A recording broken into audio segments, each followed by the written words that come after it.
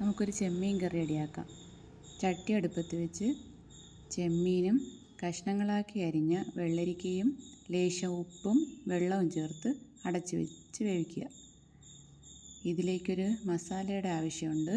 അതിനായിട്ട് ചട്ടി വെച്ച് കുരുമുളകും ചെറിയ ഉള്ളി ഇഞ്ചി ഇവ ജസ്റ്റ് ഒന്ന് മൂപ്പിച്ചതിന് ശേഷം അതിലേക്ക് തേങ്ങയും ഇട്ട് നന്നായിട്ട് മൂപ്പിക്കുക.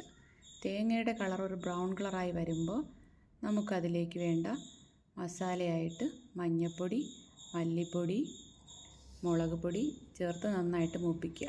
ഇതിലേക്ക് ലേശം എണ്ണയും കൂടി വേണമെങ്കിൽ ചേർക്കാം. നന്നായിട്ട് ഇളക്കിയതിന് ശേഷം നമുക്കിത് അരച്ചെടുത്തിട്ട് വരാം. തിളച്ച് വന്ന ചെമ്മീനിലേക്ക് ഈ അരച്ച് വെച്ച അരപ്പ് നമുക്ക് ചേർത്ത് കൊടുക്കാം. ഇത് നന്നായിട്ട് ചേർത്തതിന് ശേഷം നമുക്ക് ഉപ്പ് നോക്കാം. ഉപ്പ് നോക്കി അതിലേക്ക് ഉപ്പില്ല എന്നുണ്ടെങ്കിൽ ലേശം ഉപ്പും ചേർത്ത് തക്കാളിയും ലേശം കറിവേപ്പിലയും കൂടി ഇട്ട് നന്നായിട്ട് തിളപ്പിച്ചെടുക്കുക. അപ്പോഴത്തേക്കും നമ്മുടെ ചെമ്മീൻ കറി റെഡി.